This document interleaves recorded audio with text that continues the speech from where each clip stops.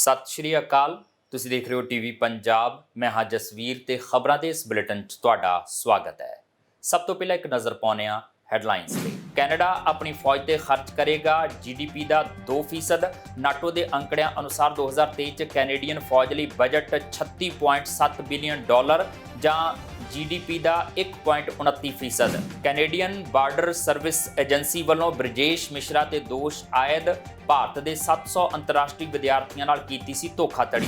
Canada ਦੇ store 'ਚ ਚੌਲ ਖਰੀਦਣ ਦੀ ਹਫੜਾ ਦਫੜੀ। ਭਾਰਤ ਵੱਲੋਂ ਗੈਰ ਬਾਸਮਤੀ ਸਫੇਦ ਚਾਵਲ ਉਤਪਾਦਾਂ ਦੇ ਨਿਰਯਾਤ ਤੇ ਲਾਈ ਪਾਬੰਦੀ ਤੋਂ ਬਾਅਦ ਬਣੀ ਸਥਿਤੀ। ਪਤੀ ਪਤਨੀ ਬਿਨੇਕਾਰਾਂ ਲਈ ਅਸਥਾਈ ਰਿਹਾਇਸ਼ੀ ਵੀਜ਼ਾ TRV ਲਈ 30 ਦਿਨਾਂ ਦਾ ਪ੍ਰੋਸੈਸਿੰਗ ਸਮਾਂ। ਇਹ ਉਹਨਾਂ ਪਤੀ ਪਤਨੀ ਬਿਨੇਕਾਰਾਂ ਤੇ ਲਾਗੂ ਹੁੰਦਾ ਹੈ ਜਿਨ੍ਹਾਂ ਨੇ ਪਹਿਲਾਂ ਹੀ ਕੈਨੇਡਾ 'ਚ ਸਥਾਈ ਨਿਵਾਸ ਲਈ ਅਰਜ਼ੀ ਦਿੱਤੀ ਹੋਈ ਹੈ। ਕੈਨੇਡਾ ਨੇ ਆਪਣੀ ਫੌਜ ਤੇ GDP ਦਾ 2% ਖਰਚ ਕਰਨ ਦਾ ਵਾਅਦਾ ਕੀਤਾ ਹੈ। ਨਾਟੋ ਦੇ ਅੰਕੜਿਆਂ ਅਨੁਸਾਰ 2023 ਦੇ ਵਿੱਚ ਕੈਨੇਡੀਅਨ ਫੌਜ ਲਈ ਬਜਟ $36.7 ਬਿਲੀਅਨ ਜਾਂ GDP ਦਾ 1.29% ਹੈ। ਇਸ ਸਾਲ 2% ਅੰਕ ਤੱਕ ਪਹੁੰਚਣ ਲਈ 0.7% ਅੰਕ ਜੋੜਨ ਦਾ ਮਤਲਬ ਖਰਚ ਵਿੱਚ $20 ਬਿਲੀਅਨ ਵਾਧੂ ਹੋਵੇਗਾ ਅਤੇ ਇਹ ਉਦੋਂ ਆਵੇਗਾ ਜਦੋਂ ਕੈਨੇਡਾ ਪਹਿਲਾਂ ਹੀ $40 ਬਿਲੀਅਨ ਘਾਟੇ ਦਾ ਸਾਹਮਣਾ ਕਰ ਰਿਹਾ ਹੈ। ਕੈਨੇਡਾ ਨੇ ਆਪਣੇ ਫੌਜ ਤੇ GDP ਦਾ 2% ਖਰਚ ਕਰਨ ਦਾ ਵਾਅਦਾ ਕੀਤਾ ਹੈ। ਸਾਲਾਂ ਤੋਂ ਕੈਨੇਡਾ ਅਤੇ ਹੋਰ ਨਾਟੋ ਦੇ ਮੈਂਬਰ ਦੇਸ਼ਾਂ ਨੂੰ ਫੌਜੀ ਖਰਚਿਆਂ ਤੇ ਆਪਣੇ GDP ਦਾ 2% ਅਲਾਟ ਕਰਨ 'ਚ ਕਮੀ ਦੇ ਕਾਰਨ ਆਲੋਚਨਾ ਦਾ ਸਾਹਮਣਾ ਕਰਨਾ ਪਿਆ ਹੈ, ਜੋ ਕਿ ਫੌਜੀ ਗੱਠਜੋੜ ਦੁਆਰਾ 2014 'ਚ ਨਿਰਧਾਰਤ ਕੀਤਾ ਗਿਆ ਸੀ। ਕੈਨੇਡਾ ਉਹਨਾਂ ਸਹਿਯੋਗੀਆਂ 'ਚੋਂ ਇੱਕ ਸੀ ਜਿਨ੍ਹਾਂ ਨੇ 2014 'ਚ ਉਸ ਟੀਚੇ ਨੂੰ ਪ੍ਰਾਪਤ ਕਰਨ ਲਈ ਸਾਈਨ ਕੀਤਾ ਸੀ, ਪਰ ਉਹ ਇਸ ਤੱਕ ਪਹੁੰਚਣ 'ਚ ਲਗਾਤਾਰ ਅਸਫਲ ਰਿਹਾ ਹੈ।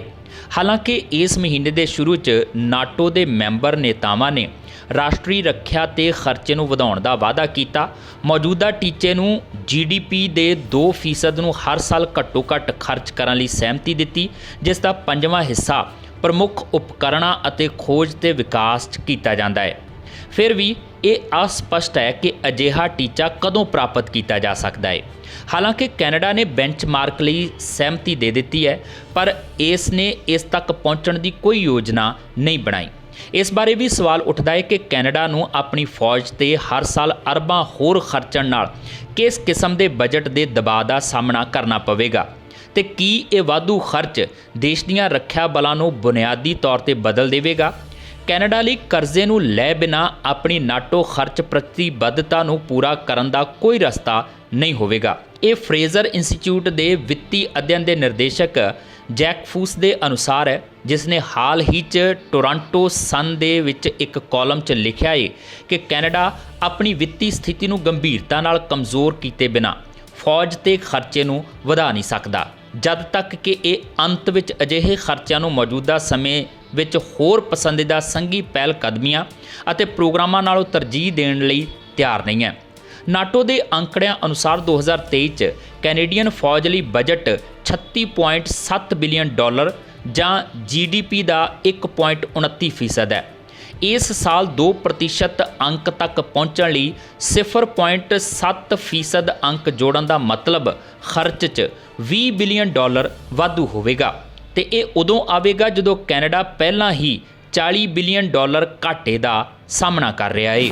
ਕੈਨੇਡੀਅਨ ਬਾਰਡਰ ਸਰਵਿਸਿਜ਼ ਏਜੰਸੀ ਨੇ ਬ੍ਰਿਜੇਸ਼ ਮਿਸ਼ਰਾ ਤੇ ਭਾਰਤ ਦੇ 700 ਅੰਤਰਰਾਸ਼ਟਰੀ ਵਿਦਿਆਰਥੀਆਂ ਨਾਲ ਧੋਖਾਧੜੀ ਕਰਨ ਦੇ ਦੋਸ਼ ਆਇਦ ਕੀਤੇ ਨੇ। ਮਿਸ਼ਰਾ ਤੇ ਦੋਸ਼ ਆਇਦ ਕੀਤੇ ਜਾਣ ਦਾ ਐਲਾਨ ਇਮੀਗ੍ਰੇਸ਼ਨ ਮੰਤਰੀ ਸੀਨ ਫਰੇਜ਼ਰ ਵੱਲੋਂ ਹਰੇਕ ਪ੍ਰਭਾਵਿਤ ਵਿਦਿਆਰਥੀ ਦੀ ਜਾਂਚ ਕਰਨ ਅਤੇ ਜੇਕਰ ਉਹ ਧੋਖਾਧੜੀ ਦਾ ਸ਼ਿਕਾਰ ਹੋਏ ਸਨ ਤਾਂ ਕੇਸ ਦਰ ਕੇਸ ਦੇ ਆਧਾਰ ਤੇ ਫੈਸਲਾ ਕਰਨ ਲਈ ਵਿਸ਼ੇਸ਼ ਟਾਸਕ ਫੋਰਸ ਦਾ ਐਲਾਨ ਕਰਨ ਤੋਂ ਕੁਝ ਦਿਨ ਬਾਅਦ ਆਇਆ। ਕੈਨੇਡੀਅਨ ਬਾਰਡਰ ਸਰਵਿਸਿਜ਼ ਏਜੰਸੀ ਨੇ ਬ੍ਰਿਜੇਸ਼ ਮਿਸ਼ਰਾ ਤੇ ਭਾਰਤ ਦੇ 700 ਅੰਤਰਰਾਸ਼ਟਰੀ ਵਿਦਿਆਰਥੀਆਂ ਨਾਲ ਧੋਖਾਧੜੀ ਕਰਨ ਦੇ ਦੋਸ਼ ਆਇਦ ਕੀਤੇ ਨੇ। ਇਹ ਦੋਸ਼ ਇਸ ਖੋਜ ਤੋਂ ਪੈਦਾ ਹੋਏ ਨੇ ਕਿ ਭਾਰਤ ਦੇ 700 ਵਿਦਿਆਰਥੀਆਂ ਨੂੰ ਕੈਨੇਡੀਅਨ ਵਿਦਿਅਕ ਅਦਾਰਿਆਂ ਤੋਂ ਦਾਖਲੇ ਦੇ ਝੂਠੇ ਪੱਤਰ ਪ੍ਰਾਪਤ ਕੀਤੇ ਗਏ ਸਨ। CBSA ਅਧਿਕਾਰੀਆਂ ਨੂੰ ਧੋਖਾਧੜੀ ਦਾ ਪਤਾ ਉਦੋਂ ਲੱਗਾ ਜਦੋਂ ਵਿਦਿਆਰਥੀ, ਜਿਨ੍ਹਾਂ ਵਿੱਚੋਂ ਬਹੁਤ ਸਾਰੇ 2018-2019 'ਚ ਆਏ ਸਨ ਅਤੇ ਪਹਿਲਾਂ ਹੀ ਆਪਣੀ ਪੜ੍ਹਾਈ ਪੂਰੀ ਕਰ ਚੁੱਕੇ ਸਨ ਤੇ ਕੈਨੇਡੀਅਨ ਕੰਮ ਦਾ ਤਜਰਬਾ ਹਾਸਲ ਕਰ ਚੁੱਕੇ ਸਨ, ਕੈਨੇਡਾ 'ਚ ਸਥਾਈ ਨਿਵਾਸ ਲਈ ਅਰਜ਼ੀ ਦੇ ਰਹੇ ਸਨ। ਵਿਦਿਆਰਥੀਆਂ ਨੇ ਸਟੱਡੀ ਵੀਜ਼ਾ ਲਈ ਐਜੂਕੇਸ਼ਨ ਮਾਈਗ੍ਰੇਸ਼ਨ ਸਰਵਿਸਿਜ਼ ਰਾਹੀਂ ਅਪਲਾਈ ਕੀਤਾ ਸੀ, ਜੋ ਕਿ ਜਲੰਧਰ, ਭਾਰਤ 'ਚ ਸਥਿਤ ਸੀ। ਫਰਮ ਦੇ ਮੁਖੀ ਮਿਸ਼ਰਾ ਨੇ ਵਿਦਿਆਰਥੀਆਂ ਤੋਂ ਕਾਲਜ ਦਾਖਲੇ ਅਤੇ ਵੀਜ਼ਾ ਅਰਜ਼ੀਆਂ ਦੇ ਨਾਲ ਸੰਬੰਧਿਤ ਹਜ਼ਾਰਾਂ ਡਾਲਰ ਵਸੂਲੇ। ਮਿਸ਼ਰਾ ਦੀ ਗ੍ਰਿਫਤਾਰੀ ਤੋਂ ਬਾਅਦ ਇਹ ਪਤਾ ਲੱਗਿਆ ਕਿ ਮਿਸ਼ਰਾ ਘੋਸਟ ਕੰਸਲਟਿੰਗ ਲਈ 2019 'ਚ ਉਸ ਦਾ ਵੀਜ਼ਾ ਰੱਦ ਕੀਤੇ ਜਾਣ ਤੋਂ ਬਾਅਦ ਗੈਰ ਕਾਨੂੰਨੀ ਤੌਰ ਤੇ ਸਰੀ, ਬ੍ਰਿਟਿਸ਼ ਕੋਲੰਬੀਆ 'ਚ ਰਹਿ ਰਿਹਾ ਸੀ। ਟੋਰਾਂਟੋ ਸਟਾਰ ਦੀ ਰਿਪੋਰਟ ਹੈ ਕਿ ਕੰਪਨੀ ਦੇ 2 ਸਹਿ ਨਿਰਦੇਸ਼ਕਾਂ ਨੂੰ ਵੀ ਭਾਰਤ 'ਚ ਗ੍ਰਿਫਤਾਰ ਕੀਤਾ ਗਿਆ ਹੈ ਅਤੇ ਜ਼ਮਾਨਤ ਤੋਂ ਇਨਕਾਰ ਕਰ ਦਿੱਤਾ ਗਿਆ ਹੈ। ਮਿਸ਼ਰਾ ਤੇ ਦੋਸ਼ ਆਇਦ ਕੀਤੇ ਜਾਣ ਦਾ ਐਲਾਨ ਇਮੀਗ੍ਰੇਸ਼ਨ ਮੰਤਰੀ ਸੀਨ ਫਰੇਜ਼ਰ ਵੱਲੋਂ ਹਰੇਕ ਪ੍ਰਭਾਵਿਤ ਵਿਦਿਆਰਥੀ ਦੀ ਜਾਂਚ ਕਰਨ ਅਤੇ ਜੇਕਰ ਉਹ ਧੋਖਾਧੜੀ ਦਾ ਸ਼ਿਕਾਰ ਹੋਏ ਸਨ ਤਾਂ ਕੇਸ ਦਰ ਕੇਸ ਦੇ ਆਧਾਰ ਤੇ ਫੈਸਲਾ ਕਰਨ ਲਈ ਵਿਸ਼ੇਸ਼ ਟਾਸਕ ਫੋਰਸ ਦਾ ਐਲਾਨ ਕਰਨ ਤੋਂ ਕੁਝ ਦਿਨ ਬਾਅਦ ਆਇਆ। ਅੰਤਰਰਾਸ਼ਟਰੀ ਵਿਦਿਆਰਥੀ ਅਕਸਰ ਉਹਨਾਂ ਲੋਕਾਂ ਦੁਆਰਾ ਧੋਖਾਧੜੀ ਦਾ ਸ਼ਿਕਾਰ ਹੁੰਦੇ ਨੇ ਜੋ ਕਿਸੇ ਕਮਜ਼ੋਰ ਸਮੇਂ ਤੇ ਉਹਨਾਂ ਦਾ ਲਾਭ ਲੈਣ ਦੀ ਕੋਸ਼ਿਸ਼ ਕਰਦੇ ਨੇ। ਭਾਰਤ ਨੇ ਗੈਰ ਬਾਸਮਤੀ ਸਫੇਦ ਚਾਵਲ ਉਤਪਾਦਾਂ ਦੇ ਨਿਰਯਾਤ ਤੇ ਪਾਬੰਦੀ ਲਗਾ ਦਿੱਤੀ ਹੈ, ਜਿਸ ਤੋਂ ਬਾਅਦ ਚੌਲ ਖਰੀਦਣ ਦੀ ਹਫੜਾ ਤਫੜੀ ਮਚ ਗਈ ਹੈ। ਕੈਨੇਡਾ ਦੇ ਇੱਕ ਸਟੋਰ 'ਚ ਵੀ ਭਾਰੀ ਤਾਦਾਦ 'ਚ ਲੋਕ ਇਕੱਠੇ ਹੋ ਗਏ। ਇੱਕ ਸਟੋਰ ਦੇ ਜਨਰਲ ਮੈਨੇਜਰ ਨੇ ਦੱਸਿਆ ਕਿ ਜਿਹੜਾ ਸਟਾਕ 3 ਜਾਂ 4 ਹਫ਼ਤਿਆਂ 'ਚ ਵਿਕਦਾ ਸੀ, ਉਹ 2 ਕੁ ਦਿਨਾਂ ਵਿੱਚ ਹੀ ਵਿਕ ਗਿਆ। ਸਟੋਰ 'ਚ ਥੋੜੇ ਸਮੇਂ ਲਈ ਕੁਝ ਪਾਬੰਦੀਆਂ ਲਾ ਦਿੱਤੀਆਂ ਗਈਆਂ ਨੇ ਤੇ ਹਰ ਪਰਿਵਾਰ ਨੂੰ ਚੌਲਾਂ ਦਾ 1 ਬੈਗ ਖਰੀਦਣ ਦੀ ਹੀ ਇਜਾਜ਼ਤ ਦਿੱਤੀ ਜਾ ਰਹੀ ਹੈ। ਦੁਨੀਆ ਭਰ ਵਿੱਚ ਕਈ ਬਿਲੀਅਨ ਲੋਕਾਂ ਲਈ ਚੌਲ ਰੋਜ਼ਾਨਾ ਵਰਤੋਂ ਵਿੱਚ ਆਉਣ ਵਾਲਾ ਭੋਜਨ ਹੈ, ਪਰ ਭਾਰਤ ਵੱਲੋਂ ਗੈਰ ਬਾਸਮਤੀ ਚੌਲਾਂ ਤੇ ਉਹਨਾਂ ਤੋਂ ਤਿਆਰ ਉਤਪਾਦਾਂ ਦੇ ਐਕਸਪੋਰਟ ਤੇ ਬੈਨ ਲਾ ਦਿੱਤੇ ਜਾਣ ਨਾਲ ਲੋਕਾਂ ਦੇ ਮਨਾਂ 'ਚ ਅਜੀਬ ਕਿਸਮ ਦਾ ਡਰ ਬੈਠ ਗਿਆ ਹੈ। ਲੋਕਾਂ ਨੇ ਤੇਜ਼ੀ ਨਾਲ ਸਟੋਰਾਂ 'ਚ ਪਹੁੰਚ ਕੇ ਧੜਾ-ਧੜ ਚੌਲ ਖਰੀਦਣੇ ਸ਼ੁਰੂ ਕਰ ਦਿੱਤੇ ਨੇ। ਟੋਰਾਂਟੋ ਸਾਊਥ ਏਸ਼ੀਅਨ ਸਟੋਰ ਦਾ ਕਹਿਣਾ ਹੈ ਕਿ ਕੁਝ ਦਿਨਾਂ ਵਿੱਚ ਹੀ ਚੌਲਾਂ ਦੀ ਵਿਕਰੀ ਕਾਫੀ ਵੱਧ ਗਈ। ਮਿਸੀਸਾਗਾ ਦੇ ਇਕਬਾਲ ਹਲਾਲ ਫੂਡਸ ਦੇ ਜਨਰਲ ਮੈਨੇਜਰ ਸਲਾਮ ਹਸਨ ਨੇ ਦੱਸਿਆ ਕਿ ਇਹ ਖਰੀਦਦਾਰੀ ਘਬਰਾਹਟ 'ਚ ਕੀਤੀ ਜਾ ਰਹੀ ਹੈ। ਉਹਨਾਂ ਦੱਸਿਆ ਕਿ ਜਿਹੜਾ ਸਟਾਕ 3 ਜਾਂ 4 ਹਫ਼ਤਿਆਂ 'ਚ ਵਿਕਦਾ ਸੀ, ਉਹ 2 ਕੁ ਦਿਨਾਂ ਵਿੱਚ ਹੀ ਵਿਕ ਗਿਆ। ਹਸਨ ਨੇ ਦੱਸਿਆ ਕਿ ਥੋੜੇ ਸਮੇਂ ਲਈ ਮਸ਼ਹੂਰ ਸਾਊਥ ਏਸ਼ੀਅਨ ਗਰੋਸਰੀ ਸਟੋਰ ਵੱਲੋਂ ਕੁਝ ਪਾਬੰਦੀਆਂ ਲਾ ਦਿੱਤੀਆਂ ਗਈਆਂ ਨੇ ਤੇ ਹਰ ਪਰਿਵਾਰ ਨੂੰ ਚੌਲਾਂ ਦਾ 1 ਬੈਗ ਖਰੀਦਣ ਦੀ ਇਜਾਜ਼ਤ ਦਿੱਤੀ ਜਾ ਰਹੀ ਹੈ। ਪਿਛਲੇ ਸਾਲ ਵੀ ਭਾਰਤ ਵੱਲੋਂ ਇਸ ਤਰ੍ਹਾਂ ਦੀ ਪਾਬੰਦੀ ਲਾਈ ਗਈ ਸੀ, ਜਿਹੜੀ 1 ਮਹੀਨਾ ਚੱਲੀ ਸੀ। ਜੇ ਕਿਸੇ ਨੂੰ ਲੱਗਦਾ ਹੈ ਕਿ 1 ਮਹੀਨੇ ਲਈ ਕਿਸੇ ਖਾਸ ਆਈਟਮ ਉੱਤੇ ਪਾਬੰਦੀ ਲਾ ਦਿੱਤੀ ਜਾਂਦੀ ਹੈ ਤਾਂ ਸਮੁੰਦਰ 'ਚ ਪਹਿਲਾਂ ਤੋਂ ਹੀ ਕਈ ਕੰਟੇਨਰ ਹੁੰਦੇ ਨੇ ਜਿਹੜੇ ਸਾਡੇ ਕੋਲ ਆ ਰਹੇ ਹੁੰਦੇ ਨੇ। ਇਕਬਾਲਜ਼ ਗਰੋਸਰੀ ਉੱਤੇ ਚੌਲਾਂ ਦੇ ਇੰਪੋਰਟ ਦਾ ਕੰਮ ਵੇਖਣ ਵਾਲੇ ਬਿਜ਼ਨਸ ਡਿਵੈਲਪਮੈਂਟ ਮੈਨੇਜਰ ਸ਼੍ਰੀਰਾਮ ਰਾਮਾਮੂਰਥੀ ਅਨੁਸਾਰ ਉਹਨਾਂ ਦੇ ਕੰਮਕਾਜ ਉੱਤੇ ਚੌਲਾਂ ਤੇ ਲਾਈ ਪਾਬੰਦੀ ਦਾ ਕਾਫੀ ਅਸਰ ਪਿਆ ਹੈ। ਉਹਨਾਂ ਦੱਸਿਆ ਕਿ ਇਸ ਪਾਬੰਦੀ ਦੇ ਚੱਲਦਿਆਂ ਸਟੋਰ ਨੂੰ ਪਹਿਲਾਂ ਹੀ ਪ੍ਰਤੀ ਬੈਗ ਚੌਲਾਂ ਦੀਆਂ ਕੀਮਤਾਂ ਵਿੱਚ 15 ਤੋਂ 20 ਡਾਲਰ ਪ੍ਰਤੀ ਬੈਗ ਦਾ ਵਾਧਾ ਕਰਨਾ ਪਿਆ ਹੈ। ਦੂਜੇ ਪਾਸੇ ਭਾਰਤ ਦੀ ਮਿਨਿਸਟਰੀ ਆਫ ਕੰਜ਼ਿਊਮਰ ਅਫੇਅਰਸ ਦਾ ਕਹਿਣਾ ਹੈ ਕਿ ਇਹ ਪਾਬੰਦੀ ਭਾਰਤੀ ਮਾਰਕੀਟ ਵਿੱਚ ਗੈਰ ਬਾਸਮਤੀ ਚਿੱਟੇ ਚੌਲਾਂ ਦੀ ਉਪਲਬਧਤਾ ਨੂੰ ਯਕੀਨੀ ਬਣਾਉਣ ਅਤੇ ਘਰੇਲੂ ਮਾਰਕੀਟ ਵਿੱਚ ਚੌਲਾਂ ਦੀਆਂ ਕੀਮਤਾਂ ਨੂੰ ਘਟਾਉਣ ਵਾਸਤੇ ਲਾਈ ਗਈ ਹੈ। ਅਜੇ ਤੱਕ ਇਹ ਸਪਸ਼ਟ ਨਹੀਂ ਹੋ ਸਕਿਆ ਕਿ ਇਹ ਪਾਬੰਦੀ ਕਿੰਨੀ ਦੇਰ ਤੱਕ ਲਾਈ ਗਈ ਹੈ, ਪਰ ਮਾਹਿਰਾਂ ਦਾ ਕਹਿਣਾ ਹੈ ਕਿ ਇਸ ਨਾਲ ਗਲੋਬਲ ਪੱਧਰ ਉੱਤੇ ਖਾਣ ਪੀਣ ਦੀਆਂ ਵਸਤਾਂ ਦੀਆਂ ਕੀਮਤਾਂ ਵਿੱਚ ਵਾਧਾ ਹੋ ਸਕਦਾ ਹੈ। Immigration refugees and citizenship Canada ਕੋਲ ਹੁਣ ਪਤੀ ਪਤਨੀ ਬਿਨੇਕਾਰਾਂ ਲਈ ਅਸਥਾਈ ਰਿਹਾਇਸ਼ੀ ਵੀਜ਼ਾ TRV ਲਈ 30 ਦਿਨਾਂ ਦਾ ਪ੍ਰੋਸੈਸਿੰਗ ਸਮਾਂ ਹੈ। ਇਹ ਉਹਨਾਂ ਪਤੀ ਪਤਨੀ ਬਿਨੇਕਾਰਾਂ ਤੇ ਲਾਗੂ ਹੁੰਦਾ ਹੈ ਜਿਨ੍ਹਾਂ ਨੇ ਪਹਿਲਾਂ ਹੀ ਕੈਨੇਡਾ 'ਚ ਸਥਾਈ ਨਿਵਾਸ ਲਈ ਅਰਜ਼ੀ ਦਿੱਤੀ ਹੋਈ ਹੈ। ਫੈਮਿਲੀ ਕਲਾਸ ਸਪਾਂਸਰਸ਼ਿਪ ਦੁਆਰਾ ਸਥਾਈ ਨਿਵਾਸ ਅਰਜ਼ੀਆਂ ਲਈ 12 ਮਹੀਨਿਆਂ ਦਾ ਪ੍ਰੋਸੈਸਿੰਗ ਸਮਾਂ ਹੈ। ਇਹ ਵੀ ਘੋਸ਼ਣਾ ਕੀਤੀ ਗਈ ਹੈ ਕਿ ਓਪਨ ਵਰਕ ਪਰਮਿਟ ਧਾਰਕ ਜਿਨ੍ਹਾਂ ਦੇ ਮੌਜੂਦਾ ਪਰਮਿਟ ਦੀ ਮਿਆਦ 1 ਅਗਸਤ ਅਤੇ 2023 ਦੇ ਅੰਤ ਵਿੱਚ ਖਤਮ ਹੋ ਰਹੀ ਹੈ, ਇੱਕ ਮੁਫਤ ਸਹੂਲਤ ਵਾਲੀ ਪ੍ਰਕਿਰਿਆ ਦੀ ਵਰਤੋਂ ਕਰਦੇ ਹੋਏ ਆਪਣੇ ਪਰਮਿਟ ਨੂੰ 18 ਮਹੀਨਿਆਂ ਲਈ ਵਧਾਉਣ ਦੇ ਯੋਗ ਹੋਣਗੇ। Immigration refugees and citizenship Canada ਕੋਲ ਹੁਣ ਪਤੀ ਪਤਨੀ ਬਿਨੇਕਾਰਾਂ ਲਈ ਅਸਥਾਈ ਰਿਹਾਇਸ਼ੀ ਵੀਜ਼ਾ ਜਾਣੀ ਕਿ TRV ਲਈ 30 ਦਿਨਾਂ ਦਾ ਪ੍ਰੋਸੈਸਿੰਗ ਸਮਾਂ ਹੈ। ਇਹ ਉਹਨਾਂ ਪਤੀ ਪਤਨੀ ਬਿਨੇਕਾਰਾਂ ਤੇ ਲਾਗੂ ਹੁੰਦਾ ਹੈ ਜਿਨ੍ਹਾਂ ਨੇ ਪਹਿਲਾਂ ਹੀ ਕੈਨੇਡਾ 'ਚ ਸਥਾਈ ਨਿਵਾਸ ਲਈ ਅਰਜ਼ੀ ਦਿੱਤੀ ਹੋਈ ਹੈ। IRCC ਦੇ ਫੈਸਲੇ ਦੀ ਉਡੀਕ ਕਰਦੇ ਹੋਏ ਬਿਨੇਕਾਰਾਂ ਨੂੰ ਆਪਣੇ ਘਰੇਲੂ ਦੇਸ਼ਾਂ ਵਿੱਚ ਰਹਿਣ ਦੀ ਲੋੜ ਦੀ ਬਜਾਏ ਉਹ ਹੁਣ ਕੈਨੇਡਾ ਆ ਸਕਦੇ ਨੇ ਜਦੋਂ ਉਹ ਆਪਣੀ ਅਰਜ਼ੀ ਦੀ ਪ੍ਰਕਿਰਿਆ ਹੋਣ ਦੀ ਉਡੀਕ ਕਰਦੇ ਨੇ। ਸੰਖੇਪ ਰੂਪ 'ਚ ਇਸ ਦਾ ਮਤਲਬ ਇਹ ਹੈ ਕਿ ਕੈਨੇਡੀਅਨ ਜਾਂ ਸਥਾਈ ਨਿਵਾਸੀ ਜਿਨ੍ਹਾਂ ਦੇ ਜੀਵਨ ਸਾਥੀ ਅਤੇ ਵਿਦੇਸ਼ ਵਿੱਚ ਨਿਰਭਰ ਨੇ ਉਹ ਜਲਦੀ ਹੀ ਆਪਣੇ ਪਰਿਵਾਰਾਂ ਨਾਲ ਦੁਬਾਰਾ ਮਿਲ ਸਕਣਗੇ ਅਤੇ ਆਪਣੇ ਭਾਈਚਾਰਿਆਂ 'ਚ ਵਸਣਾ ਸ਼ੁਰੂ ਕਰ ਸਕਣਗੇ। ਪਤੀ ਪਤਨੀ ਅਤੇ TRV ਤੇ ਨਿਰਭਰ ਲੋਕ ਉਦੋਂ ਤੱਕ ਕੈਨੇਡਾ ਵਿੱਚ ਕੰਮ ਕਰਨ ਜਾਂ ਅਧਿਐਨ ਕਰਨ ਦੇ ਯੋਗ ਨਹੀਂ ਜਦ ਤੱਕ ਉਹਨਾਂ ਨੂੰ ਸਥਾਈ ਨਿਵਾਸ ਲਈ ਮਨਜ਼ੂਰੀ ਨਹੀਂ ਮਿਲਦੀ ਜਾਂ ਕੰਮ ਜਾਂ ਅਧਿਐਨ ਪਰਮਿਟ ਪ੍ਰਾਪਤ ਨਹੀਂ ਹੁੰਦਾ। ਸੇਵਾ ਦੇ ਮਿਆਰ ਦੀ ਘੋਸ਼ਣਾ ਇਮੀਗ੍ਰੇਸ਼ਨ ਮੰਤਰੀ ਸੀਨ ਫਰੇਜ਼ਰ ਦੁਆਰਾ 26 ਮਈ ਨੂੰ ਵੈਨਕੂਵਰ 'ਚ ਕੀਤੀ ਗਈ ਸੀ। ਉਸਨੇ ਅੱਗੇ ਕਿਹਾ ਸੀ ਕਿ ਪਤੀ ਪਤਨੀ ਬਿਨੇਕਾਰਾਂ ਲਈ 90% ਤੋਂ ਵੱਧ ਦੀ TRV ਪ੍ਰਵਾਨਗੀ ਰੇਟਿੰਗ ਹੈ। ਫੈਮਿਲੀ ਕਲਾਸ ਸਪਾਂਸਰਸ਼ਿਪ ਦੁਆਰਾ ਸਥਾਈ ਨਿਵਾਸ ਅਰਜ਼ੀਆਂ ਲਈ 12 ਮਹੀਨਿਆਂ ਦਾ ਪ੍ਰੋਸੈਸਿੰਗ ਸਮਾਂ ਹੈ। ਹਾਲਾਂਕਿ ਹੁਣ ਜਦੋਂ ਪਤੀ ਪਤਨੀ TRV ਤੇ 30 ਦਿਨਾਂ ਦੇ ਅੰਦਰ ਕਾਰਵਾਈ ਕੀਤੀ ਜਾਂਦੀ ਹੈ ਅਤੇ IRCC ਕੋਲ ਵਰਕ ਪਰਮਿਟਾਂ ਲਈ 60 ਦਿਨ ਦਾ ਸੇਵਾ ਮਿਆਰ ਹੈ, ਸਪਾਂਸਰ ਕੀਤੇ ਪਤੀ ਜਾਂ ਪਤਨੀ ਸਾਥੀ ਜਾਂ ਨਿਰਭਰ ਬੱਚੇ ਨੂੰ ਕੈਨੇਡਾ ਆਉਣ ਅਤੇ ਕੰਮ ਸ਼ੁਰੂ ਕਰਨ ਦੇ ਯੋਗ ਹੋਣ ਲਈ 3 ਮਹੀਨੇ ਜਾਂ 90 ਦਿਨ ਦਾ ਘੱਟੋ ਘੱਟ ਸਮਾਂ ਲੱਗ ਸਕਦਾ ਹੈ ਜਦੋਂ ਉਹ ਆਪਣੀ ਸਥਾਈ ਨਿਵਾਸੀ ਅਰਜ਼ੀ ਤੇ IRCC ਦੇ ਫੈਸਲੇ ਦੀ ਉਡੀਕ ਕਰਦੇ ਨੇ। ਪਹਿਲਾਂ ਪਤੀ ਪਤਨੀ ਬਿਨੇਕਾਰ ਕੇਵਲ ਓਪਨ ਵਰਕ ਪਰਮਿਟ ਲਈ ਯੋਗ ਸਨ ਜੇਕਰ ਉਹ ਕੈਨੇਡਾ ਦੇ ਅੰਦਰੋਂ ਸਪਾਂਸਰਸ਼ਿਪ ਲਈ ਅਰਜ਼ੀ ਦੇ ਰਹੇ ਸਨ।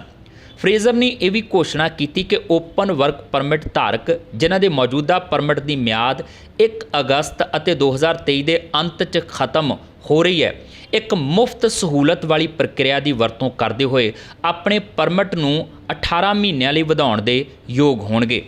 ਇਸ ਐਕਸਟੈਂਸ਼ਨ 'ਚ ਜ਼ਿਆਦਾਤਰ ਅਸਥਾਈ ਕਰਮਚਾਰੀਆਂ ਦੇ ਜੀਵਨ ਸਾਥੀ ਅਤੇ ਨਿਰਭਰ ਅੰਤਰਰਾਸ਼ਟਰੀ ਵਿਦਿਆਰਥੀਆਂ ਦੇ ਜੀਵਨ ਸਾਥੀ ਤੇ ਸਥਾਈ ਨਿਵਾਸੀ ਬਿਨੇਕਾਰ ਸ਼ਾਮਲ ਹੋਣਗੇ। ਅਮਰੀਕਾ ਤੇ ਕੈਨੇਡਾ 'ਚ ਮੌਸਮ ਦਾ ਕਹਿਰ ਜਾਰੀ ਹੈ ਅਤੇ ਝੱਖੜ, ਗੜੇਮਾਰੀ ਤੇ ਭਾਰੀ ਮੀਂਹ ਕਾਰਨ ਭਾਰੀ ਨੁਕਸਾਨ ਹੋਣ ਦੀ ਰਿਪੋਰਟ ਹੈ। ਵਿੰਡਸਰ, ਐਸੈਕਸ ਤੋਂ ਲੈਂਪਟਨ ਕਾਉਂਟੀ ਤੱਕ ਝੱਖੜ ਨੇ ਤਬਾਹੀ ਮਚਾ ਦਿੱਤੀ ਹੈ ਤੇ ਘਰਾਂ ਦੇ ਬਾਹਰ ਖੜੀਆਂ ਕਾਰਾਂ ਭਾਰੀ ਦਰਖਤਾਂ ਹੇਠਾਂ ਦਬ ਗਈਆਂ ਨੇ। ਨੋਵਾ ਸਕੋਸ਼ੀਆ ਦੇ ਹੈਲੀਫੋਕਸ ਸ਼ਹਿਰ ਦਾ ਜ਼ਿਕਰ ਕੀਤਾ ਜਾਵੇ ਤਾਂ ਬਾਰਿਸ਼ ਨੇ ਹਰ ਪਾਸੇ ਜਲ-ਥਲ ਕਰ ਦਿੱਤਾ। ਭਿਆਨਕ ਹੜ੍ਹਾਂ ਤੋਂ ਬਾਅਦ 2 ਬੱਚਿਆਂ ਤੇ ਇੱਕ ਨੌਜਵਾਨ ਸਮੇਤ 4 ਲੋਕ ਲਾਪਤਾ ਨੇ। ਨੋਵਾ ਸਕੋਸ਼ੀਆ 'ਚ ਹਫ਼ਤੇ ਦੇ ਅੰਤ 'ਚ ਵਿਨਾਸ਼ਕਾਰੀ ਹੜ੍ਹਾਂ ਤੋਂ ਬਾਅਦ ਫੈਡਰਲ ਸਰਕਾਰ ਨੇ ਪੁਸ਼ਟੀ ਕੀਤੀ ਹੈ ਕਿ ਇਹ ਸੂਬੇ ਨੂੰ ਵਿੱਤੀ ਸਹਾਇਤਾ ਪ੍ਰਦਾਨ ਕਰੇਗੀ। ਅਮਰੀਕਾ ਤੇ ਕੈਨੇਡਾ 'ਚ ਮੌਸਮ ਦਾ ਕਹਿਰ ਜਾਰੀ ਹੈ। ਝੱਖੜ, ਗੜੇਮਾਰੀ ਤੇ ਭਾਰੀ ਮੀਂਹ ਨੁਕਸਾਨ ਦਾ ਸਬੱਬ ਬਣ ਰਹੇ ਨੇ। ਓਨਟਾਰੀਓ ਦੀ ਲੈਂਪਟਨ ਕਾਉਂਟੀ 'ਚ ਹਵਾਵਾਂ ਦੀ ਰਫ਼ਤਾਰ ਇੰਨੀ ਜ਼ਿਆਦਾ ਰਹੀ ਕਿ ਵੱਡੇ ਦਰਖਤ ਜੜੋਂ ਪੁੱਟੇ ਗਏ ਅਤੇ ਸੜਕਾਂ ਦੇ ਹਰ ਪਾਸੇ ਮਲਬਾ ਨਜ਼ਰ ਆ ਰਿਹਾ ਸੀ। ਲੰਡਨ ਵਿਖੇ ਗੜੇਮਾਰੀ ਹੋਣ ਅਤੇ ਹੋਲੀਫੋਕਸ ਵਿਖੇ ਭਾਰੀ ਮੀਂਹ ਕਾਰਨ ਹੜ੍ਹਾਂ ਵਰਗੇ ਹਾਲਾਤ ਬਣ ਗਏ।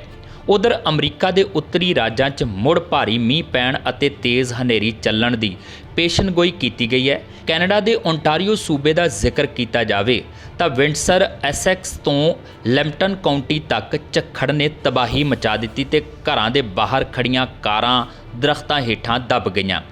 ਹਜ਼ਾਰਾਂ ਘਰਾਂ ਦੀ ਬਿਜਲੀ ਗੁੱਲ ਹੋ ਗਈ ਤੇ ਲੋਕ ਆਪਣੀ ਜਾਨ ਖਤਰੇ 'ਚ ਮਹਿਸੂਸ ਕਰਨ ਲੱਗੇ। ਕੁਝ ਲੋਕਾਂ ਨੂੰ ਲੱਗਿਆ ਕਿ ਵਾਵਰੋਲਾ ਆ ਗਿਆ ਤੇ ਹੁਣ ਕੁਝ ਨਹੀਂ ਬਚੇਗਾ। ਇੱਕ ਔਰਤ ਨੇ ਦੱਸਿਆ ਕਿ ਉਸ ਦੇ ਸ਼ੈੱਡ ਦਾ ਦਰਵਾਜ਼ਾ ਘਰ ਤੋਂ 150 ਮੀਟਰ ਦੂਰ ਮਿਲਿਆ ਜਿਸ ਨੂੰ ਤੇਜ਼ ਹਵਾਵਾਂ ਉਡਾ ਕੇ ਲੈ ਗਈਆਂ। ਹਵਾਵਾਂ ਦੀ ਰਫ਼ਤਾਰ ਇੰਨੀ ਜ਼ਿਆਦਾ ਸੀ ਕਿ ਮਾਲ ਗੱਡੀ ਲੰਘਣ ਵਾਂਗ ਆਵਾਜ਼ ਆ ਰਹੀ ਸੀ। ਇਲਾਕੇ 'ਚ ਤਕਰੀਬਨ ਹਰ ਘਰ ਦਾ ਨੁਕਸਾਨ ਹੋਇਆ ਹੈ ਤੇ ਵੱਡੇ ਤੋਂ ਵੱਡੇ ਦਰਖਤ ਧਰਤੀ ਤੇ ਡਿੱਗ ਗਏ।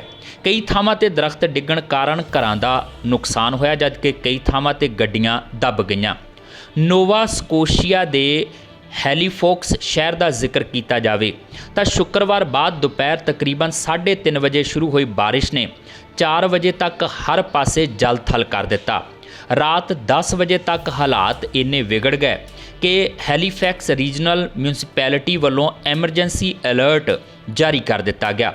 ਪੁਲਿਸ ਵੱਲੋਂ ਲੋਕਾਂ ਨੂੰ ਘਰਾਂ 'ਚ ਰਹਿਣ ਦੀ ਹਦਾਇਤ ਦਿੱਤੀ ਗਈ। ਨੋਵਾ ਸਕੋਸ਼ੀਆ 'ਚ ਭਿਆਨਕ ਹੜ੍ਹਾਂ ਤੋਂ ਬਾਅਦ 2 ਬੱਚਿਆਂ ਤੇ ਇੱਕ ਨੌਜਵਾਨ ਸਮੇਤ 4 ਲੋਕ ਲਾਪਤਾ ਨੇ। ਨੋਵਾ ਸਕੋਸ਼ੀਆ 'ਚ ਹਫ਼ਤੇ ਦੇ ਅੰਤ 'ਚ ਵਿਨਾਸ਼ਕਾਰੀ ਹੜ੍ਹਾਂ ਤੋਂ ਬਾਅਦ ਫੈਡਰਲ ਸਰਕਾਰ ਨੇ ਪੁਸ਼ਟੀ ਕੀਤੀ ਹੈ ਕਿ ਇਹ ਸੂਬੇ ਨੂੰ ਵਿੱਤੀ ਸਹਾਇਤਾ ਪ੍ਰਦਾਨ ਕਰੇਗੀ। RCMP ਨੇ ਕਿਹਾ ਕਿ ਸੂਬੇ ਦੇ ਪੱਛਮੀ ਹੈਂਡਸ ਖੇਤਰ 'ਚ ਹੜ੍ਹ ਦੇ ਪਾਣੀ 'ਚ ਡੁੱਬਣ ਵੇਲੇ ਜਿਸ ਪਿਕਅਪ ਟਰੱਕ 'ਚ 2 ਬੱਚੇ ਸਵਾਰ ਸਨ ਉਸ ਨੂੰ ਐਤਵਾਰ ਨੂੰ ਲੱਭਿਆ ਗਿਆ ਪਰ ਬੱਚੇ ਅੰਦਰ ਨਹੀਂ ਸਨ। ਪਰਿਵਾਰਾਂ ਦੀ ਗੋਪਨੀयता ਦੀ ਰੱਖਿਆ ਲਈ ਆਰਸੀਐਮਪੀ ਨੇ ਕਿਹਾ ਕਿ ਇਹ ਅਜੇ ਤੱਕ ਲਾਪਤਾ ਲੋਕਾਂ ਦੀ ਪਛਾਣ ਜਾਂ ਕੋਈ ਹੋਰ ਜਾਣਕਾਰੀ ਜਾਰੀ ਨਹੀਂ ਕਰੇਗਾ। ਪੁਲਿਸ ਨੇ ਕਿਹਾ ਕਿ ਪਾਣੀ ਦੇ ਪੱਧਰ ਨੂੰ ਘੱਟ ਕਰਨ ਦੀ ਕੋਸ਼ਿਸ਼ 'ਚ ਨਾਗਰਿਕ ਠੇਕੇਦਾਰਾਂ ਦੀ ਮਦਦ ਨਾਲ ਐਤਵਾਰ ਨੂੰ ਉਦਯੋਗਿਕ ਪੰਪਿੰਗ ਉਪਕਰਨਾਂ ਦੀ ਵਰਤੋਂ ਕੀਤੀ ਜਾ ਰਹੀ ਸੀ। ਕੈਨੇਡਾ ਤੋਂ ਆਏ ਦਿਨ ਪੰਜਾਬੀਆਂ ਦੀਆਂ ਮੌਤਾਂ ਦੀਆਂ ਖਬਰਾਂ ਸਾਹਮਣੇ ਆ ਰਹੀਆਂ ਨੇ। ਇਸੇ ਤਰ੍ਹਾਂ ਹੁਣ ਕੈਨੇਡਾ ਦੇ ਦੱਖਣ ਪੂਰਬੀ ਸੂਬੇ ਬ੍ਰਿਟਿਸ਼ ਕੋਲੰਬੀਆ ਦੇ ਕੁਟੇਨੇ ਨੈਸ਼ਨਲ ਪਾਰਕ ਨੇੜੇ ਵਾਪਰੇ ਇੱਕ ਭਿਆਨਕ ਹਾਦਸੇ 'ਚ ਪੰਜਾਬੀ ਟਰੱਕ ਡਰਾਈਵਰ ਸੁਖਜਿੰਦਰ ਸਿੰਘ ਗਿੱਲ ਦੀ ਮੌਤ ਹੋਣ ਦੀ ਖਬਰ ਸਾਹਮਣੇ ਆਈ ਹੈ। ਸੁਖਜਿੰਦਰ ਸਿੰਘ ਦੇ ਅੰਤਿਮ ਸੰਸਕਾਰ ਦੇ ਖਰਚਿਆਂ 'ਚ ਪਰਿਵਾਰ ਦੀ ਮਦਦ ਕਰਨ ਲਈ ਫੰਡ ਇਕੱਠਾ ਕਰਨ ਲਈ GoFundMe ਇਹ ਇੱਕ ਪੇਜ ਸਥਾਪਿਤ ਕੀਤਾ ਗਿਆ ਹੈ। ਪੇਜ ਮੁਤਾਬਕ 19 ਜੁਲਾਈ 2023 ਨੂੰ ਸੁਖਜਿੰਦਰ ਟਰੱਕ ਚਲਾ ਰਿਹਾ ਸੀ ਅਤੇ ਹਾਈਵੇ 93 ਕੋਟੇਨੇ ਨੈਸ਼ਨਲ ਪਾਰਕ ਨੇੜੇ ਵਾਪਰੇ ਹਾਦਸੇ 'ਚ ਉਸ ਦੀ ਮੌਤ ਹੋ ਗਈ। ਉਸੇ ਦਿਨ ਉਸ ਦੇ ਵੱਡੇ ਪੁੱਤਰ ਦਾ ਜਨਮ ਦਿਨ ਸੀ ਤੇ ਉਹ ਘਰ ਵਾਪਸੀ ਕਰ ਰਿਹਾ ਸੀ। ਸੁਖਜਿੰਦਰ ਆਪਣੇ ਪਿੱਛੇ ਪਤਨੀ, 2 ਪੁੱਤ ਅਤੇ ਮਾਪੇ ਛੱਡ ਗਿਆ ਹੈ। ਸੁਖਜਿੰਦਰ ਮਾਪਿਆਂ ਦਾ ਇਕਲੌਤਾ ਪੁੱਤਰ ਸੀ। ਘਟਨਾ ਤੋਂ ਬਾਅਦ ਭਾਈਚਾਰੇ 'ਚ ਸੋਗ ਦੀ ਲਹਿਰ ਹੈ। ਐਤਵਾਰ ਤੜਕੇ ਟੋਰਾਂਟੋ ਦੇ ਗ੍ਰੀਕ ਟਾਊਨ 'ਚ ਚੱਲੀ ਗੋਲੀ ਕਾਰਨ ਇੱਕ ਵਿਅਕਤੀ ਦੀ ਮੌਤ ਹੋ ਗਈ। ਇਸ ਇਲਾਕੇ 'ਚ ਹੀ 5 ਸਾਲ ਪਹਿਲਾਂ ਹੋਈ ਮਾਸ ਸ਼ੂਟਿੰਗ ਦੇ ਮੈਮੋਰੀਅਲ ਤੋਂ ਕੁਝ ਘੰਟੇ ਬਾਅਦ ਇਹ ਘਟਨਾ ਵਾਪਰੀ। ਪੁਲਿਸ ਨੇ ਦੱਸਿਆ ਕਿ ਸਵੇਰੇ 3:30 ਦੇ ਨੇੜੇ-ਤੇੜੇ ਡੈਨਫੋਰਥ ਤੇ ਕਾਰਲਾ ਐਵਨਿਊ ਦੇ ਨੇੜੇ ਕਈ ਗੋਲੀਆਂ ਚੱਲਣ ਦੀਆਂ ਆਵਾਜ਼ਾਂ ਆਈਆਂ। ਜਿਸ ਵਿਅਕਤੀ ਨੂੰ ਗੋਲੀ ਲੱਗੀ ਸੀ ਉਸ ਨੂੰ ਨਾਜ਼ੁਕ ਹਾਲਤ 'ਚ ਹਸਪਤਾਲ ਲਿਜਾਇਆ ਗਿਆ, ਜਿੱਥੇ ਬਾਅਦ ਵਿੱਚ ਉਸ ਨੂੰ ਮ੍ਰਿਤਕ ਐਲਾਨ ਦਿੱਤਾ ਗਿਆ। ਪੁਲਿਸ ਵੱਲੋਂ ਉਸ ਵਿਅਕਤੀ ਦੀ ਪਛਾਣ ਜ਼ਾਹਰ ਨਹੀਂ ਕੀਤੀ ਗਈ ਤੇ ਨਾ ਹੀ ਸੰਭਾਵੀ ਮਸ਼ਕੂਕਾਂ ਬਾਰੇ ਹੀ ਕੋਈ ਜਾਣਕਾਰੀ ਦਿੱਤੀ ਗਈ ਹੈ। ਇਸ ਘਟਨਾ ਤੋਂ ਕੁਝ ਘੰਟੇ ਪਹਿਲਾਂ ਤੇ ਸੜਕ ਤੋਂ ਹੇਠਾਂ ਵੱਲ ਚੰਦ ਕਦਮਾਂ ਦੀ ਦੂਰੀ ਤੇ ਸਿਟੀ ਅਜੇ ਮਾਸ ਸ਼ੂਟਿੰਗ ਦੀ 5ਵੀਂ ਬਰਸੀ ਮਨਾ ਕੇ ਹਟੀ ਸੀ। 5 ਸਾਲ ਪਹਿਲਾਂ ਇੱਕ ਵਿਅਕਤੀ ਨੇ ਇੱਥੇ ਹੀ ਅੰਨ੍ਹੇਵਾਹ ਗੋਲੀਆਂ ਚਲਾਉਂਦਿਆਂ ਹੋਇਆਂ 2 ਵਿਅਕਤੀਆਂ ਨੂੰ ਮੌਤ ਦੇ ਘਾਟ ਉਤਾਰ ਦਿੱਤਾ ਸੀ, 13 ਹੋਰਨਾਂ ਨੂੰ ਜ਼ਖਮੀ ਕਰ ਦਿੱਤਾ ਸੀ। ਪੁਲਿਸ ਨੇ ਅਜੇ ਤੱਕ ਇਹ ਨਹੀਂ ਦੱਸਿਆ ਕਿ ਇਹ ਦੋਵੇਂ ਘਟਨਾਵਾਂ ਕਿਸੇ ਤਰ੍ਹਾਂ ਇੱਕ ਦੂਜੇ ਨਾਲ ਸੰਬੰਧਿਤ ਹਨ ਜਾਂ ਨਹੀਂ। ਪਾਰਕਿੰਗ ਗੈਰਾਜ 'ਚ ਇੱਕ ਗੱਡੀ ਨੂੰ ਅੱਗ ਲਾ ਦਿੱਤੇ ਜਾਣ ਦੇ ਮਾਮਲੇ 'ਚ ਗ੍ਰਿਫਤਾਰ ਕੀਤੇ ਗਏ 28 ਸਾਲਾ ਵਿਅਕਤੀ ਨੇ ਕਥਿਤ ਤੌਰ ਤੇ ਖੁਦ ਉੱਤੇ ਤੇ 2 ਪੁਲਿਸ ਅਧਿਕਾਰੀਆਂ ਉੱਤੇ ਐਕਸਲਰੈਂਟ ਪਾ ਦਿੱਤਾ। ਉਸ ਕੋਲ ਅੱਗ ਲਾਉਣ ਵਾਲਾ ਇਗਨੀਏਟਰ ਵੀ ਸੀ, ਪਰ ਅੱਗ ਲਾਏ ਜਾਣ ਤੋਂ ਪਹਿਲਾਂ ਹੀ ਪੁਲਿਸ ਨੇ ਉਸ ਨੂੰ ਹਿਰਾਸਤ 'ਚ ਲੈ ਲਿਆ। ਵੀਰਵਾਰ ਰਾਤ ਨੂੰ ਨਿਊ ਮਾਰਕੀਟ ਹਸਪਤਾਲ ਦੇ ਪਾਰਕਿੰਗ ਗੈਰਾਜ 'ਚ ਇੱਕ ਗੱਡੀ ਨੂੰ ਅੱਗ ਲਗਾ ਦਿੱਤੇ ਜਾਣ ਦੇ ਮਾਮਲੇ 'ਚ ਗ੍ਰਿਫਤਾਰ ਕੀਤੇ ਗਏ 28 ਸਾਲਾ ਵਿਅਕਤੀ ਨੇ ਕਥਿਤ ਤੌਰ ਤੇ ਖੁਦ ਉੱਤੇ ਤੇ 2 ਪੁਲਿਸ ਅਧਿਕਾਰੀਆਂ ਉੱਤੇ ਐਕਸਲਰੈਂਟ, ਜੋ ਕਿ ਅੱਗ ਨੂੰ ਭੜਕਾਉਣ ਵਾਲਾ ਪਦਾਰਥ ਹੁੰਦਾ ਹੈ, ਪਾ ਦਿੱਤਾ। South lake regional health centre ਵਿਖੇ 20 ਜੁਲਾਈ ਨੂੰ ਇੱਕ ਗੱਡੀ ਨੂੰ ਲਾਈ ਗਈ ਅੱਗ ਦੇ ਸਬੰਧ 'ਚ ਸ਼ਨੀਵਾਰ ਨੂੰ ਯਾਰਕ ਰੀਜਨਲ ਪੁਲਿਸ ਵੱਲੋਂ ਇੱਕ ਵਾਰੰਟ ਜਾਰੀ ਕੀਤਾ ਗਿਆ। ਇਸ ਵਾਰੰਟ ਦੇ ਆਧਾਰ ਤੇ ਪੁਲਿਸ ਵਾਨ ਸਥਿਤ ਇੱਕ ਘਰ ਵਿੱਚ ਤਲਾਸ਼ੀ ਲਈ ਪਹੁੰਚੀ। ਇੱਕ ਨਿਊਜ਼ ਰਿਲੀਜ਼ 'ਚ ਪੁਲਿਸ ਨੇ ਦੱਸਿਆ ਕਿ ਜਿਵੇਂ ਹੀ ਦੋਵਾਂ ਪੁਲਿਸ ਅਧਿਕਾਰੀਆਂ ਵੱਲੋਂ ਉਸ ਵਿਅਕਤੀ ਨੂੰ ਗ੍ਰਿਫਤਾਰ ਕੀਤਾ ਗਿਆ, ਸ਼ੱਕੀ ਨੇ ਖੁਦ ਉੱਤੇ ਤੇ ਪੁਲਿਸ ਅਧਿਕਾਰੀਆਂ ਉੱਤੇ ਐਕਸਲਰੈਂਟ ਪਾ ਦਿੱਤਾ। ਉਸ ਕੋਲ ਅੱਗ ਲਾਉਣ ਵਾਲਾ ਇਗਨਾਈਟਰ ਵੀ ਸੀ, ਪਰ ਅੱਗ ਲਾਏ ਜਾਣ ਤੋਂ ਪਹਿਲਾਂ ਹੀ ਉਸ ਨੂੰ ਹਿਰਾਸਤ ਦੇ ਵਿੱਚ ਲੈ ਲਿਆ ਗਿਆ। ਸ਼ੱਕੀ ਦੀ ਪਛਾਣ ਸੈਂਟੀਐਗੋ ਗੋਂਜ਼ਾਲੇਜ਼ ਵਾਏ ਰਾਮੀਰੇਜ਼ ਵਜੋਂ ਹੋਈ ਹੈ। ਉਸ ਨੂੰ ਅਗਜ਼ਨੀ ਦੇ ਮਾਮਲੇ 'ਚ $5000 ਤੋਂ ਘੱਟ ਦੀ ਸ਼ਰਾਰਤ ਕਰਨ ਤੇ ਹਥਿਆਰ ਨਾਲ ਪੀਸ ਆਫੀਸਰ ਉੱਤੇ ਹਮਲਾ ਕਰਨ ਦੇ 2 ਮਾਮਲਿਆਂ 'ਚ ਚਾਰਜ ਕੀਤਾ ਗਿਆ ਹੈ। ਉਸ ਦੀ ਸ਼ਨਾਖਤ ਲਈ ਪੁਲਿਸ ਵੱਲੋਂ ਜਨਤਕ ਕੀਤੀ ਗਈ ਤਸਵੀਰ ਤੋਂ ਇੱਕ ਦਿਨ ਬਾਅਦ ਉਸ ਨੂੰ ਗ੍ਰਿਫਤਾਰ ਕਰ ਲਿਆ ਗਿਆ। 28 ਸਾਲਾ ਇਹ ਵਿਅਕਤੀ ਪੋਰਸ਼ ਗੱਡੀ ਤੱਕ ਪਹੁੰਚਣ ਤੋਂ ਪਹਿਲਾਂ ਸਰਵੇਲੈਂਸ ਵੀਡੀਓ 'ਚ ਇੱਧਰ ਉੱਧਰ ਬਿਨਾਂ ਕਿਸੇ ਕਾਰਨ ਘੁੰਮਦਾ ਨਜ਼ਰ ਆਇਆ ਸੀ। ਪੁਲਿਸ ਮੁਤਾਬਕ ਗੱਡੀ ਨੂੰ ਅੱਗ ਲਾਉਣ ਤੋਂ ਬਾਅਦ ਇਹ ਵਿਅਕਤੀ ਉੱਥੋਂ ਫਰਾਰ ਹੋ ਗਿਆ। ਇਸ ਘਟਨਾ 'ਚ ਕੋਈ ਵੀ ਜ਼ਖਮੀ ਨਹੀਂ ਹੋਇਆ। ਇਹ ਸਨ ਹੁਣ ਤੱਕ ਦੀਆਂ ਖਬਰਾਂ ਤੇ ਇਸ ਦੇ ਨਾਲ ਹੀ ਆਪਣੇ ਜਸਵੀਰ ਨੂੰ ਦਿਓ ਇਜਾਜ਼ਤ। ਦੇਖਦੇ ਰਹੋ ਟੀਵੀ ਪੰਜਾਬ। ਕੈਨੇਡਾ ਆਪਣੀ ਫੌਜ ਤੇ ਖਰਚ ਕਰੇਗਾ GDP ਦਾ 2%। ਨਾਟੋ ਦੇ ਅੰਕੜਿਆਂ ਅਨੁਸਾਰ 2023 ਚ ਕੈਨੇਡੀਅਨ ਫੌਜ ਲਈ ਬਜਟ $36.7 ਬਿਲੀਅਨ ਜਾਂ GDP ਦਾ 1.29%। ਕੈਨੇਡੀਅਨ ਬਾਰਡਰ ਸਰਵਿਸ ਏਜੰਸੀ ਵੱਲੋਂ ਬ੍ਰਿਜੇਸ਼ ਮਿਸ਼ਰਾ ਤੇ ਦੋਸ਼ ਆਇਦ ਭਾਰਤ ਦੇ 700 ਅੰਤਰਰਾਸ਼ਟਰੀ ਵਿਦਿਆਰਥੀਆਂ ਨਾਲ ਕੀਤੀ ਸੀ ਧੋਖਾਧੜੀ। ਕੈਨੇਡਾ ਦੇ ਸਟੋਰ 'ਚ ਚੌਲ ਖਰੀਦਣ ਦੀ ਹਫੜਾ ਦਫੜੀ। ਭਾਰਤ ਵੱਲੋਂ ਗੈਰ ਬਾਸਮਤੀ ਸਫੇਦ ਚਾਵਲ ਉਤਪਾਦਾਂ ਦੇ ਨਿਰਯਾਤ ਤੇ ਲਾਈ ਪਾਬੰਦੀ ਤੋਂ ਬਾਅਦ ਬਣੀ ਸਥਿਤੀ। ਪਤੀ ਪਤਨੀ ਬਿਨੇਕਾਰਾਂ ਲਈ ਅਸਥਾਈ ਰਿਹਾਇਸ਼ੀ ਵੀਜ਼ਾ TRV ਲਈ 30 ਦਿਨਾਂ ਦਾ ਪ੍ਰੋਸੈਸਿੰਗ ਸਮਾਂ। ਇਹ ਉਹਨਾਂ ਪਤੀ ਪਤਨੀ ਬਿਨੈਕਾਰਾਂ ਤੇ ਲਾਗੂ ਹੁੰਦਾ ਹੈ ਜਿਨ੍ਹਾਂ ਨੇ ਪਹਿਲਾਂ ਹੀ ਕੈਨੇਡਾ 'ਚ ਸਥਾਈ ਨਿਵਾਸ ਲਈ ਅਰਜ਼ੀ ਦਿੱਤੀ ਹੋਈ ਹੈ।